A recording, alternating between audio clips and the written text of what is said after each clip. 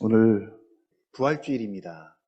나의 생명 되시고 또 나의 전부가 되시는 그 부활하신 주님을 다시 만나는 그런 감격스러운 예배가 되었으면 좋겠습니다. 오늘 부활절 말씀은 부흥과 연관지어 생각을 좀 해보려고 합니다. 그래서 제목이 부활과 부흥입니다. 부흥하면 우리가 가장 먼저 떠오르는 성경이 있습니다. 바로 사도행전입니다. 사도행전을 통해서 본 부흥은 바로 성령님의 역사로 이루어지는 하나님의 놀라운 일을 기록하고 있습니다. 오순절날 성령 강림으로 말미암아 성령님의 비상하고 놀라운 역사가 일어났고요. 그 결과 사도들은 거침없이 담대하게 십자가와 부활의 복음을 전하는 것을 보게 됩니다. 그렇게 본다면 부흥은 되게 어려운 게 아니라 우리로 하여금, 교회로 하여금 사도들처럼 십자가와 부활의 능력을 확실하게 덧입게 하는 것이다 라고 이렇게 정의해 볼 수 있겠습니다. 우리가 고난주간과 또 부활주일을 맞이했는데 그냥 지나가는 그런 시간들이 아니라 그 십자가와 부활의 능력을 확실하게 우리가 덧입는 것. 사도들처럼. 그래서 그 사도들이 그 십자가와 부활을 힘있게 전하는 모습을 사도행전을 통해서 봤습니다. 그게 부흥입니다. 오늘 본문도 마찬가지입니다. 하나님께서 에스겔에게 환상을 보여주셨습니다. 오늘 본문처럼 에스겔을 골짜기로 데리고 갑니다. 그런데 그 골짜기는 뼈로 가득 차 있었습니다. 사방을 둘러보아도 골짜기에는 온통 뼈밖에 보이지 않습니다. 그리고 그 뼈들은 지금 말라 비틀어져 있고요. 여기저기 뒹굴어져 있습니다.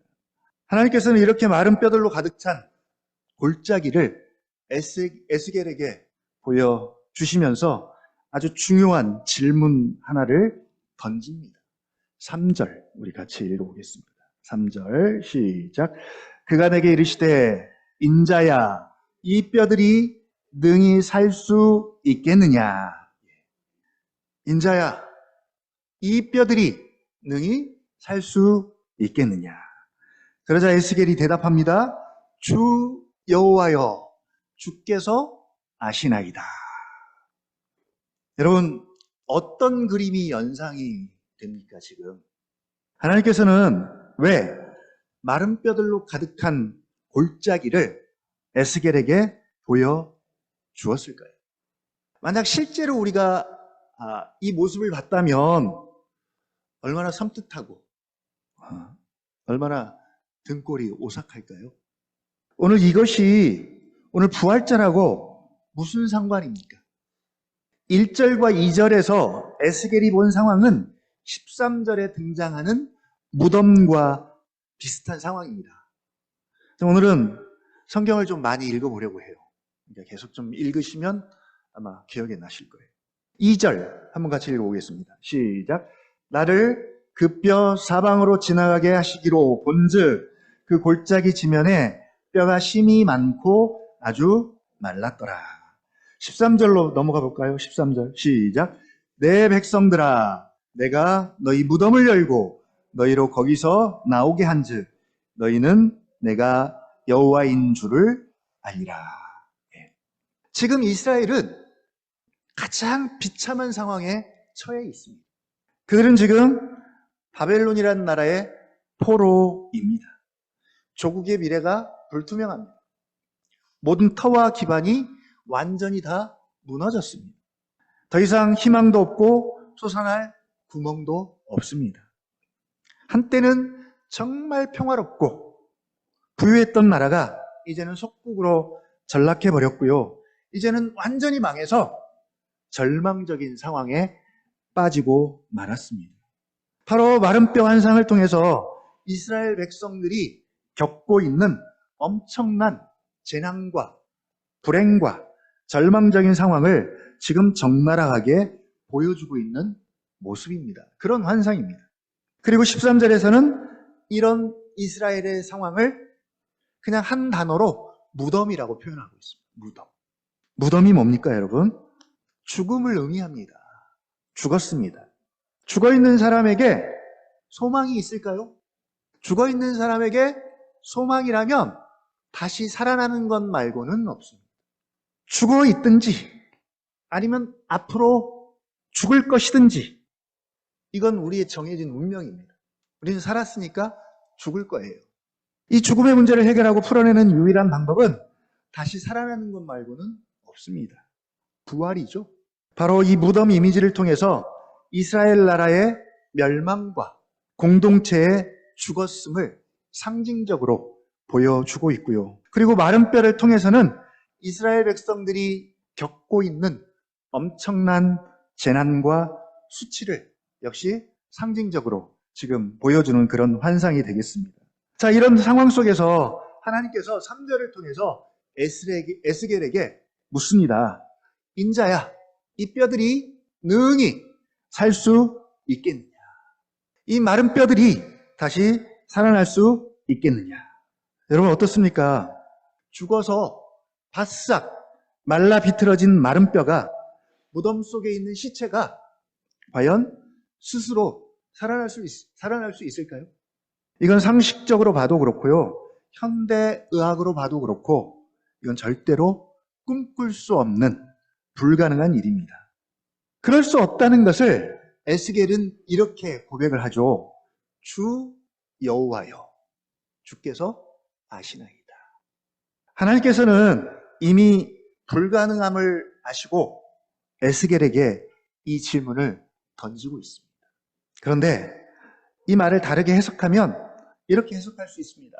그러나 만약 하나님으로부터 어떤 놀라운 조치가 있다면 가능합니다. 네, 그런 대답일 수도 있습니다.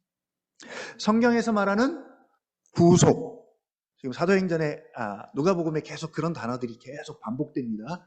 구속, 구원, 속량, 위로, 이 모든 것들은 다 이런 식이에요. 지난주 수요일 날 누가복음 2장 25절을 통해서 시므온을 우리가 생각해 봤습니다. 어떤 자입니까? 어디 산다고요? 그건 기억하시겠죠. 어느 동네 산다고요? 예루살렘에. 시므온이라는 사람이 있는데 의롭고 경건하여 뭘 기다린다고요? 이스라엘의 위로를 기다리는 자라. 그래서 제목이 기다리는 자, 기다림의 정수를 우리가 볼 수 있는 자라고 이렇게 말씀을 드렸습니다. 자, 이스라엘의 위로를 왜 기다려요? 왜 위로를 기다립니까? 스스로 위로하면 되지. 지금 사람들이 자기 스스로 자기를 위로하면서 살잖아요. 그러나 개인적으로도 그렇고 나라적으로도 그렇고 스스로는 절대로 위로가 안 됩니다. 위로가 안 돼요. 하나님께서 비상한 방식으로 적극적으로 개입하셔서 어떤 조치를 취해 주셔야만 위로가 가능합니다. 그게 구원, 구속, 속량 다 마찬가지입니다. 우리가 이것을 그래서 은혜라고 말하는 이유입니다. 우리가 스스로 하면 은혜가 아닙니다. 여러분 월급 받을 때 은혜 주셔서 감사합니다 그렇게 말합니까? 아니죠. 내가 이랬으니까 정당한 대가로 여기기 때문에 그건 은혜가 아닙니다. 바로 하나님께서 그 아들 예수를 구원자로, 구속자로, 이스라엘을 속량할 메시아로, 위로자로 보내주실 것이라는 약속을 믿고 그 약속이 성취되기를 한평생 기다리면서 살았는데 이제 그 약속이 때마침, 그래서 거기 마침이란 단어를 계속 강조했죠. 마침 오늘 성취되었음을 알고 감격하여 찬양하는 모습이 바로 시므온의 찬양입니다. 바로 하나님의 어떤 비상한 조치가 있다면 가능합니다. 바로 그런 마음으로 에스겔은 주 여호와여 주께서 아시나이다 라고 답을 하는 것이죠. 이 대답은 부활하신 예수님을 만난 베드로의 고백과도 비슷합니다. 예수님께서 비난과 조롱을 받으시고 이제 십자가에서 죽자. 그 베드로, 우리가 묵상했던 베드로 아시죠? 그 베드로가 그냥 나는 이제 물고기나 잡으러 다시 고향으로 내려가련다 하고 고향으로 다시 떠나버렸습니다. 한때는 그 제자들의 대표가 돼가지고 앞에서 막 그렇게 열정을 다했던 그 베드로가 그냥 십자가 앞에 서자 떠나버리고 맙니다. 그러나 부활하신 예수님은 그런 베드로를 다시 찾아갑니다. 예수님이 참 집요하세요. 끝까지 쫓아가십니다. 그러니까 여러분, 어디 도망갈 생각은 꿈에도 하지 마십시오. 베드로가 한 짓을 생각하면 우리 흔히 쓰는 말 있죠. 사람 고쳐 쓰는 거 아니다. 그렇죠? 하면서 그냥 내버려 두든지, 혹은 베드로 하면 배신의 아이콘이잖아요. 배신의 아이콘. 배신. 우리가 누군가를 용서하기 가장 어려운 사람이 뭐예요? 나를 배신한 사람. 용서하기 정말 힘든 유형입니다. 그런데 부활하신 예수님은 끝까지 다시 찾아갑니다. 그리고 묻습니다. 바요나 시몬아, 네가 다른 사람들보다 나를 더 사랑하느냐? 라고 묻죠. 그것도 3번씩이나. 베드로 입장에서 얼마나 마음이 불편하고 송구스러웠을까요? 이제는 베드로가 자신을 압니다. 옛날 같았으면 벌써 아유, 주님, 뭘 그런 걸 저에게 물어보세요. 아시잖아요. 내가 주님을 얼마나 사랑하는지, 내가 하늘만큼 땅만큼 주님을 정말 세상에서 가장 사랑하는 주님 아시잖아요. 라고 했을 텐데, 그러나 이제는 그런 말 못합니다. 대신 뭐라고 말해요? 주께서 아십니다. 주께서 아십니다. 라고 간단하게 답합니다. 무슨 의미일까요? 베드로 자신으로서는 불가능하지만 주님의 사랑 때문에 가능합니다. 만약 제가 주님을 사랑한다면 그것은 주님이 저를 사랑하기 때문입니다. 주께서 저에게 사랑을 부어주셨기 때문입니다. 성령을 부어주셔서 가능합니다. 라는 그런 고백인 것이죠. 마찬가지로 오늘 에스겔의 고백도 그렇습니다. 정말 그 자체로는 어떤 능력과 어떤 힘을 덧입지 않고는 마른 뼈가 살아나는 것은 절대로 불가능합니다. 라는 고백입니다. 그리고 이제 4절부터 9절까지를 통해서 이 뼈들에게 되어날 것을 명령하십니다. 4절 한번 똑같이 또 읽어볼게요. 또 내게 이르시되 너는 이 모든 뼈에게 되어나여 이르기를 너희 마른 뼈들아 여호와의 말씀을 들을지어다. 마치 죽어서 바싹 말라 비틀어진 뼈들을 살아있는 존재처럼 여기고 너희 마른 뼈들아 라고 부르십니다. 그리고 여호와의 말씀을 들어라 라고 명령하십니다. 어떤 말씀을 들으라고 하십니까? 5절 또 읽어보겠습니다. 시작. 주 여호와께서 이 뼈들에게 이같이 말씀하시기를 내가 생기를 너희에게 들어가게 하리니 너희가 살아나리라. 너희가 살리라. 이 마른 뼈들이 스스로는 살아날 수 없다는 것을 이미 3절에서 암시를 했습니다. 이들이 살아날 수 있다면 그것은 바로 1절 권능의 여호와 하나님의 어떤 조치가 있어야 하는데 바로 하나님께서 개입하셔서 그들을 살리시겠다는 놀라운 약속을 주고 계세요. 그리고 6절을 통해서는 그들을 어떻게 살리시는지 그 과정을 보여주시는데 마치 뭐와 같냐면 창세기 2장에 보면 아담을 창조하시는 모습과 아주 흡사해요. 너희 위에 힘줄을 두고 살을 입히고 가죽을 덮고 너희 속에 생기를 두리니 너희가 살리라. 이런 재생 과정을 아주 사실적으로 보여준 다음 이제 6절을 통해서 이렇게 뼈들을 살리시는 이유 내지는 결과를 6절 하반절에서 말씀합니다. 같이 한번 읽어보겠습니다. 6절 시작.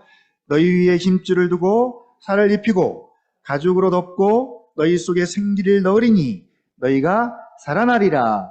또 내가 여호와인 줄 너희가 알리라 하셨다 하라. 예. 내가 여호와인 줄 너희가 알게 하기 위함이다.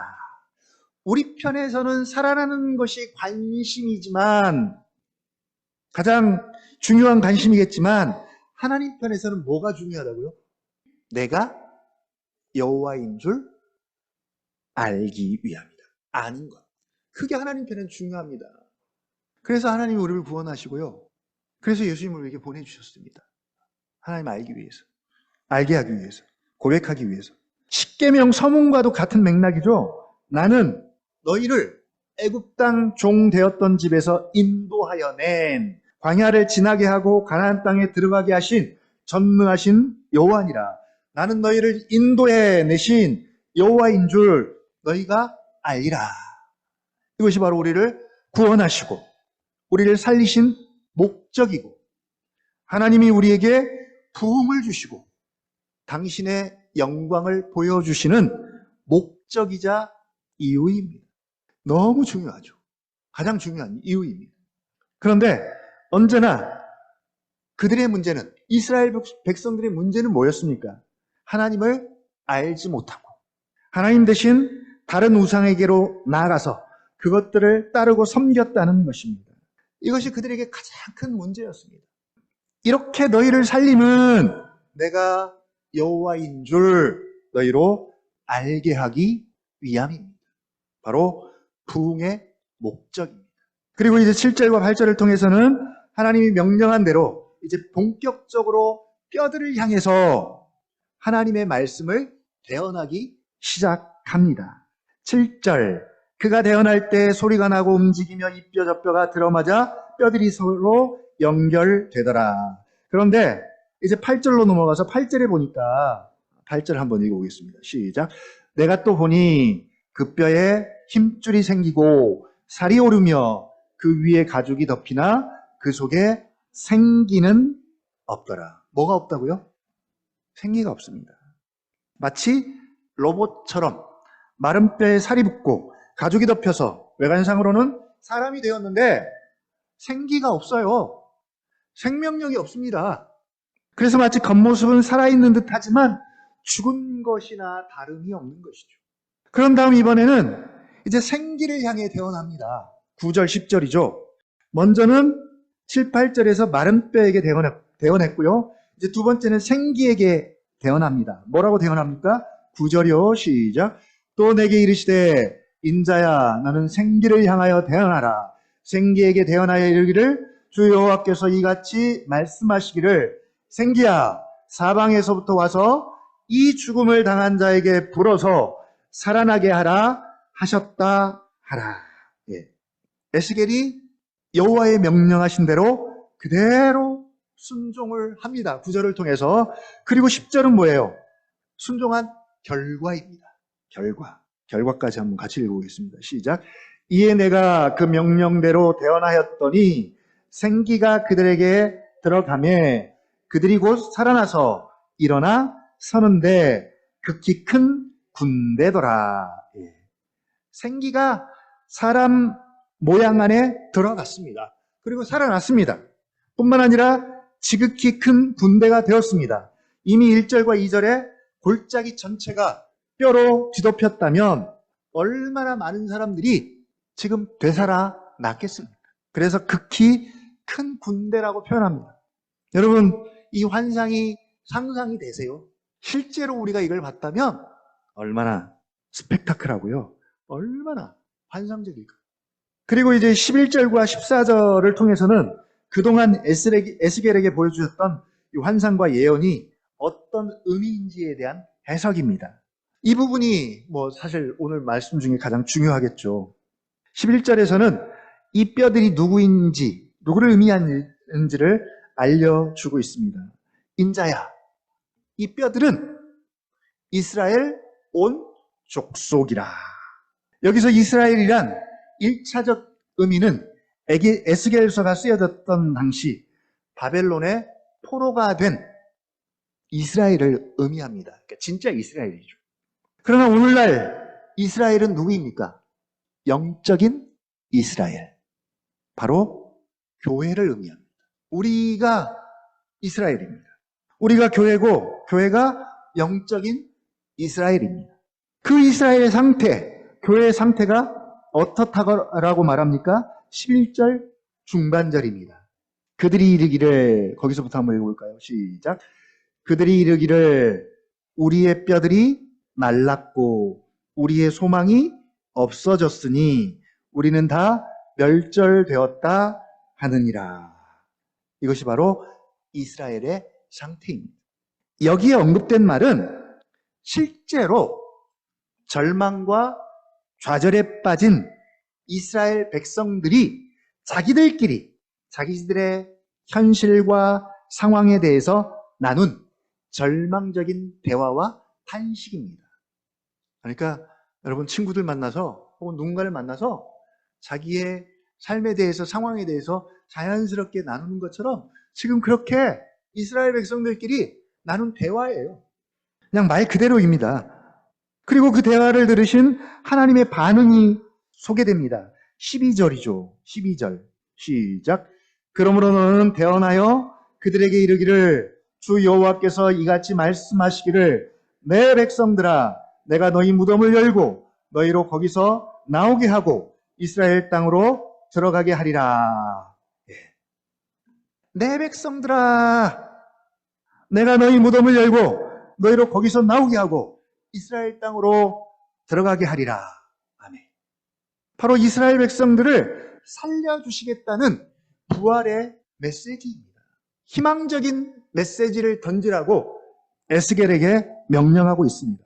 하나님께서는 그들의 무덤을 열고 그들을 이끌어 올려서 이스라엘 땅으로 데리고 오시겠다고 약속하시면서 그들을 뭐라고 불러요? 내 백성이다. 내 백성이다. 라고 부릅니다. 그리고 이제 13절에 내 백성들에 대해서 어떻게 하실지 다시 한번 또 말씀합니다. 13절 시작. 내 백성들아, 내가 너희 무덤을 열고 너희로 거기에서 나오게 한즉 너희는 내가 여호와인 줄 알리라. 계속 반복되죠? 내가 여호와인 줄 알라. 하나님께서 이스라엘을 그 죽음에서 이끌어내시겠다는 것입니다. 자기 백성을 구원하시려는 하나님의 어떤 조치가 있을 것을 약속하고 계십니다. 그리고 이 비상한 하나님의 조치는 여기서 끝나지 않고 14절, 결정적으로 14절까지 계속됩니다. 14절이죠. 시작. 내가 또 내 영을 너희 속에 두어 너희가 살아나게 하고 내가 또 너희를 너희 고국 땅에 두르니 나 여호와가 이 일을 말하고 이룬 줄을 너희가 알리라. 나 여호와의 말씀이니라. 바로 여호와의 영을 그들 안에 두셔서 그들이 다시 살아나게 하고 그들의 고국 땅에 두시겠다는 하나님의 놀라운 약속입니다. 이 약속은 이미 마른 뼈들을 통해서 그들이 살아나게 하신 것과 비슷합니다. 무슨 말씀이냐면 이스라엘 백성들이 비록 자기들의 땅에 들어와 있다 하더라도 회복이 되고 구원을 받았다 할지라도 뭐라고요? 그러나 여호와의 영이 그들 가운데 없는 한 그들은 여전히 죽은 백성이나 다름이 없다는 이야기입니다. 무덤 속에 들어가 있던 죽은 이스라엘이 다시 산 백성이 되는 것은 오로지 여호와의 영에 달려 있습니다. 그런 의미입니다. 자, 이제 오늘 이 본문을 부활절을 맞이하는 우리의 현실에 적용을 한번 해보려고 합니다. 오늘 본문 속에서 만날 수 있는 부활은 바로 절망과 죽음 속에 있는 자들을 다시 살리신, 살아나는 그런 부활입니다. 회복이라고 또 이야기할 수 있겠습니다. 이스라엘 백성들이 하나님께 범죄했습니다. 그리고 그들은 형벌로 나라가 완전히 짓밟혔고 포로가 되었습니다. 이것은 그들에게 절망이었고 죽음이었습니다. 바로 그 절망과 죽음 속에 있는 그들에게 내가 너희를 다시 살리시겠다는 하나님의 강력한 의지가 담긴 약속이 바로 오늘 본문을 통해서 우리에게 주시는 말씀입니다.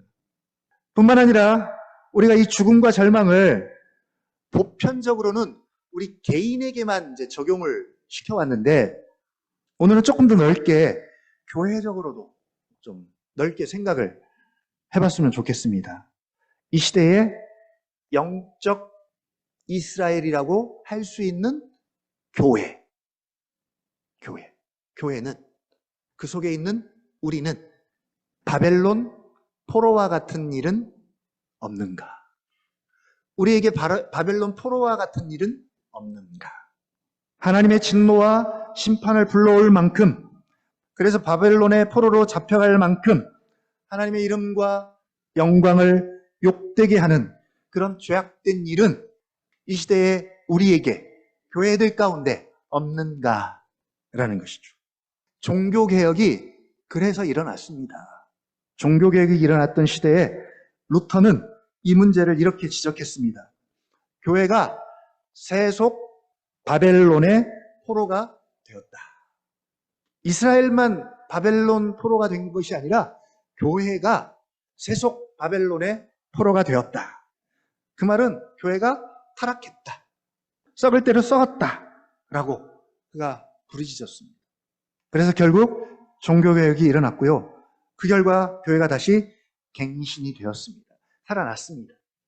그런데 그렇게 갱신된 교회가, 살아난 교회가 다시 그 이전보다 악화되었다면, 마른 뼈의 상태가 되었다면, 그것은 바로 교회가 세속 바벨론의 포로가 된 것이나 다름이 없다는 것이죠.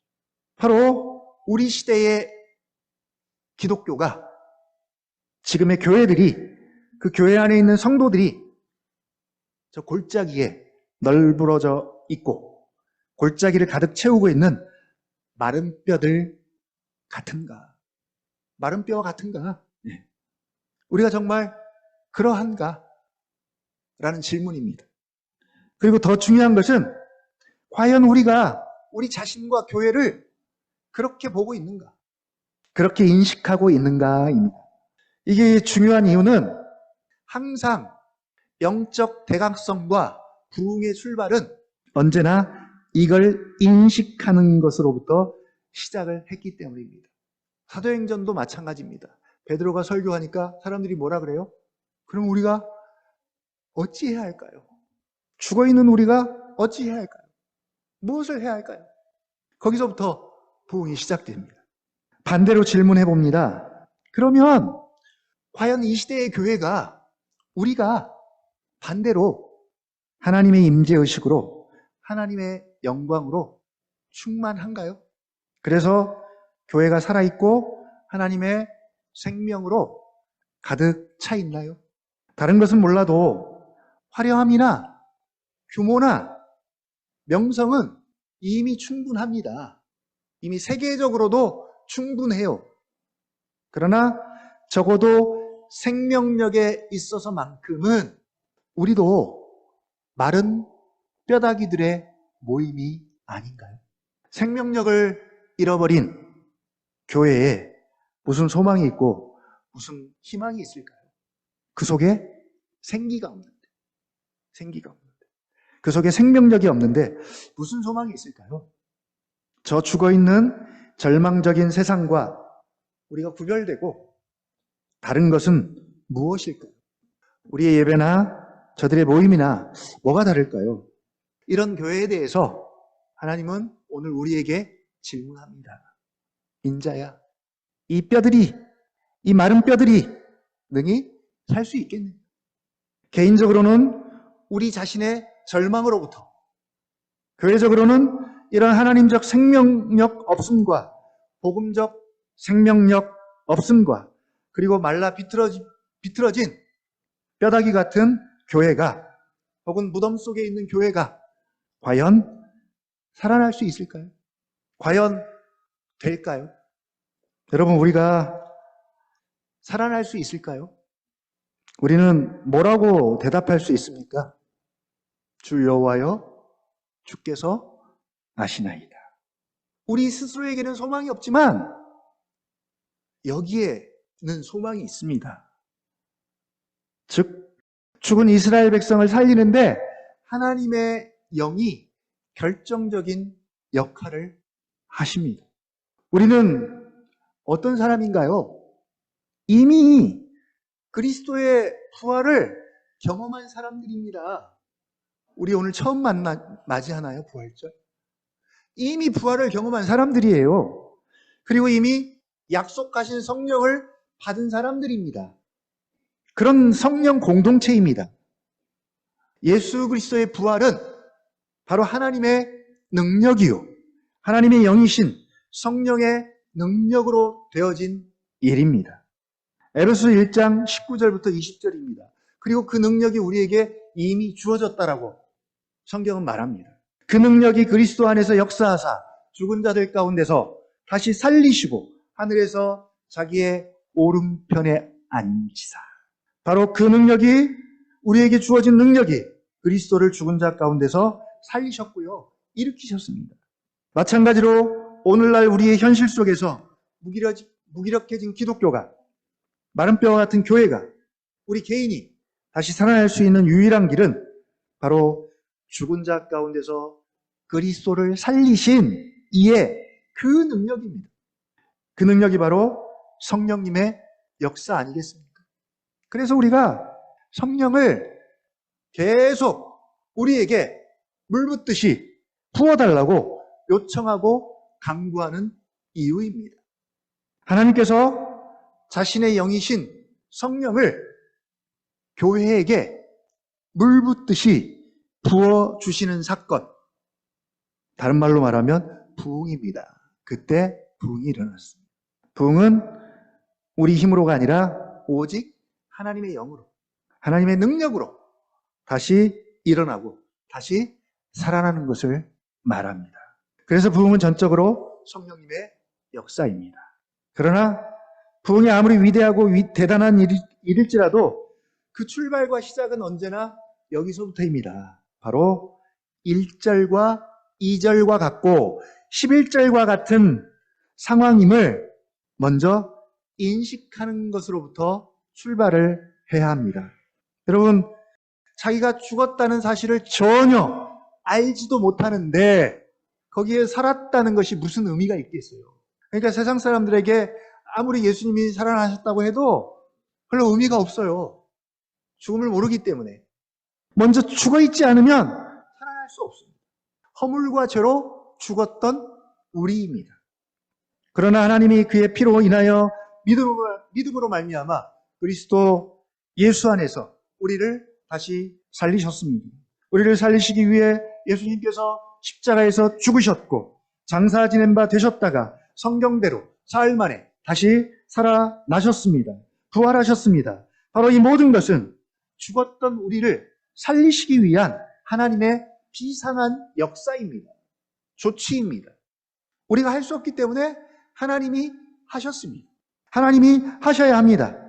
하나님이 내 안에서, 우리 교회 안에서 어떤 일을 해 주셔야 합니다. 하나님께서 하나님의 능력을 나타내 주셔야 합니다. 이것이 진정한 구원이고 구속이고 속량이고 위로입니다. 부활이 더더욱 가능하고 부흥이 가능한 이유가 있어요. 그것들이 더 소망적인 이유는 우리 스스로는 불가능하지만, 우리는 마른 뼈와 같지만, 죽어있는 무덤 같지만 하나님이 하시기를 정말 기뻐하시고 하나님 반드시 하십니다. 그리고 지금까지도 그렇게 해오셨습니다. 오늘 본문 속에서도 강조하는 것이 바로 이것입니다. 13절, 14절이죠. 내가입니다. 시작부터 내가 너희로 무덤을 열고 너희로 거기서 나오게 하고 이스라엘 땅으로 돌아오게 하리라. 누가요? 내가. 하나님이 주체가 되셔서 하나님이 하십니다. 뿐만 아니라 14절 뭐라 그래요? 내가 또 내 영을 너희 속에 두어 너희로 살게 하리니 나 여호와가 이 일을 말하고 이룬 줄을 너희가 알리라. 말씀하실 뿐만 아니라, 약속하실 뿐만 아니라 그 일을 성취하시고 행하시는 분도 역시 하나님이십니다. 그래서 결국 에스겔은 이렇게 대답할 수밖에 없어요. 주께서 아시나이다. 주께서 아시나이다. 이제 결론을 맺습니다. 여러분, 어떤 절망과 어떤 죽음에 계십니까? 놓여 있습니까? 삶이 절망적입니까? 소망이 없습니까? 절망적이어서 소망이 없어서 이제 점점 막 죽어가는 사람들을 너무 많이, 그런 소식들을 너무 많이 듣습니다. 한 가장이 자기 부인과 가족들을 죽음으로 내모는 이유는 뭐겠어요? 너무 절망적이고 소망이 없기 때문에, 희망이 보이지 않기 때문에 그렇습니다. 인자야, 이 뼈들이 능히 살 수 있겠느냐? 하나님께서 우리에게도 묻습니다. 여러분, 뭐라고 대답하시겠습니까? 하나님께서는 지금 살아날 수 있다는 전제하에서 이 질문을 하고 있습니다. 그리고 이 질문을 받는 에스겔은 주 여호와여 주께서 아시나이다 라고 답을 했습니다. 그것은 하나님께서 그렇게 하실 수 있음을 믿고 전적으로 신뢰함으로 드리는 고백입니다. 우리는 뭐라고 대답할 수 있을까요? 오늘 우리에게 주신 이 약속의 말씀을 믿고 의지해서 우리도 이렇게 요청할 수 있었으면 좋겠습니다. 하나님, 우리에게 성령을 물붓듯이 부어주셔서 정말 이 마른 뼈와 같고 무덤 같은 이 하나님의 교회들을, 이 하나님의 백성들을 다시 살려주십시오. 우리를 무덤에서 건져주시고 우리를 하나님의 군대로 사용하여 주십시오. 하나님의 능력과 하나님의 영광을 우리에게 나타내 주셔서 우리가 정말 하나님의 임재의식으로 충만해져서 결국에는 우리로 하여금 하나님이 여호와인 줄 알게 하여 주시옵소서라고 강구할 수 있었으면 좋겠습니다. 이게 바로 부활과 부흥의 마지막 목적입니다. 그래서 이제 마침내는 이 목적대로 우리가 구한 것을 경험해야 합니다. 경험하고요. 그 경험한 것을 가지고 우리가 할 수 있는 일이 뭐겠어요? 거침없이 담대하게 사도들처럼 증거하는 증인으로 세워지는 그런 언약나무 교회가 되기를 주님의 이름으로 다시 한번 부탁을 드립니다.